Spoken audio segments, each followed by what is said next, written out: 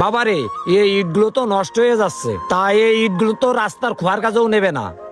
দেখেন ম্যানেজার সাহেব, আমার বাবা যখন বেঁচে ছিলেন তখন থেকে আপনি আমাদের এই ইটের ভাটার ম্যানেজার, আর বাবার অপরিবর্তে আমি এখন এই ইটের ভাটার মালিক। তার মানে এই না যে প্রত্যেক কথায় কথায় আপনি আমাকে বাবা বলে সম্বোধন করবেন।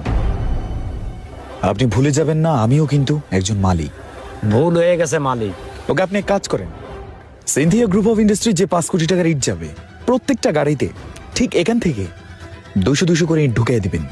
মালিক, মানুষে ঠকানো হয়ে যাচ্ছে না? আপনি কি আপনার চাকরি বাঁচাতে চান? জি।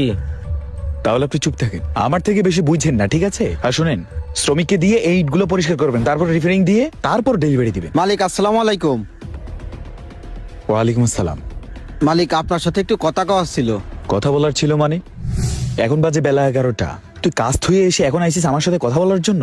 মালিক, কাজ করছিলাম, কাজ করতে করতে বাড়িতে ফোন আইছে, আমার মা খুব অসুস্থ, আমার একদিনের জন্য ছুটি দেন মালিক। তো তোর মা অসুস্থ, আমি কি করব? হ্যাঁ, তুই জানিস এই সপ্তাহের মধ্যে আমার কয় কোটি টাকার ডেলিভারি দিতে হবে? মালিক, কাজের চাপ তো আমি জানি, কিন্তু আমার মাটা শরীর বেশি ভালো না, আমারে একদিনের জন্য ছুটি দেন না। এই একদিনের জন্য ছুটি? তোর ছুটি দিলে তোর বাপ এসে এই কাজগুলো করে যাইব? হ্যাঁ, কান খুলে শুনে রাখ, সবাইকে বলে দিবি যে এখন একটু পর আইসে মন্তর এই যে ইটগুলো আছে প্রত্যেকটা ইট ভালোভাবে পরিষ্কার করতে, এগুলা সিনথিয়া গ্রুপ অফ ইন্ডাস্ট্রিতে যাবে। কথাটা মাথায় রাখিস ম্যানেজার। জি মালিক। বলে দিবেন। আচ্ছা। আচ্ছা বলে এখানে দাঁড়া থাকলে চলবে না। আর এই, তুই গিয়া মজিদ কাকাকে বলবি ওই সাইড থেকে আইসা এই ইটগুলা সবগুলা পরিষ্কার করতে, মনে থাকবে? জি ভাই। যা কাজ কর। আরে যাস না রে, যা তাড়াতাড়ি যা, এগুলো পরিষ্কার কর, তোরা শুরু কর আগে। এই খারাপ সুস্কা, তাড়াতাড়ি কর। বাড়িতে মা অসুস্থ, মৃত্যুর সাথে পাঞ্জা লড়ছে, তারপরেও সন্তান তার মাকে দেখতে যেতে পারলো না, কেননা তার মালিক তাকে ছুটি দেয়নি।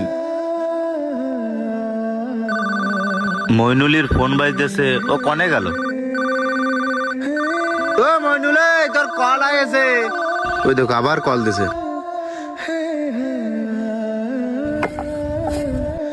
যত সব নষ্ট হয়ে দিয়ে মানুষে ঠকাচ্ছে, আল্লাহ তোরেও একদিন ঠকাবে, তুই দেখে নিস।